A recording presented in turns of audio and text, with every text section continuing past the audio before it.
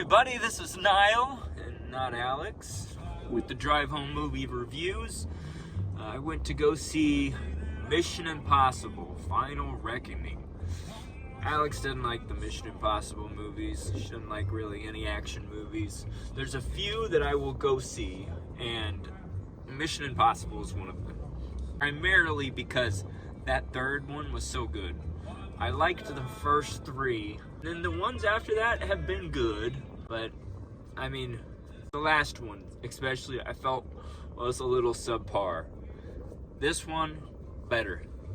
I don't think it competes with those first three, but the stakes are as high as ever.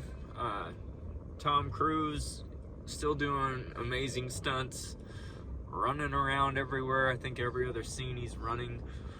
Even when he could use a car, he's running. But some of the acting, I think just like any action movie, sometimes it just feels cheap, and the writing, like that's what I felt like about the other one, is the writing just, they had to spell everything out for you. So much so that they're afraid the audience is getting too confused. I guess they think we're idiots, or it's just such a complicated plot that it's necessary.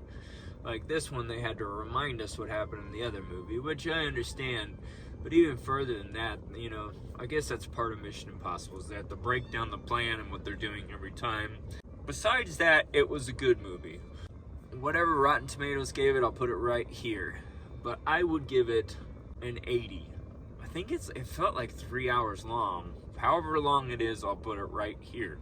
But the movie flew by. When I got out and I saw what time it was, I was amazed.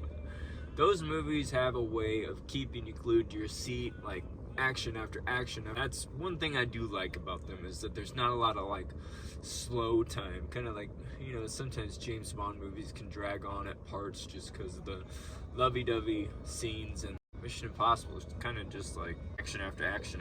That's what I liked about that third movie. I thought that was the best with Philip Seymour Hoffman. But the bad guy in this movie, I thought he did a good job.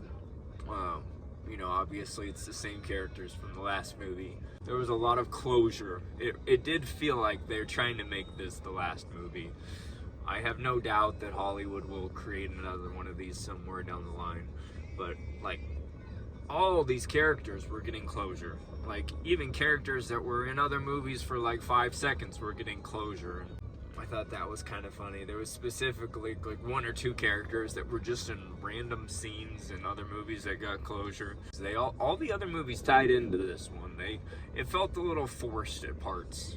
Like what's that called? What's that term where they go back and retrofit things? I'll put it right here. But you know, outside of that, they had an interesting plot. It definitely put things on a like high stakes level, as big as ever. Tom Cruise, you know, he's always doing his thing. You can definitely tell he's no spring chicken anymore. It's not Harrison Ford in that last Indiana Jones movie, but it's definitely not him in those first 3 movies. This one felt like it was a little bit more work to portray that image. Yeah, either way, great movie. I'd recommend it. Yeah, like I said, I'd give it an 80. You know, I guess I would go see it again, but only if somebody really wanted to go see it, because it's I think the second time around it would feel like a long movie. The first time around, no, it didn't feel too bad. Yeah, good movie. Toodaloo. This message will self-destruct in 5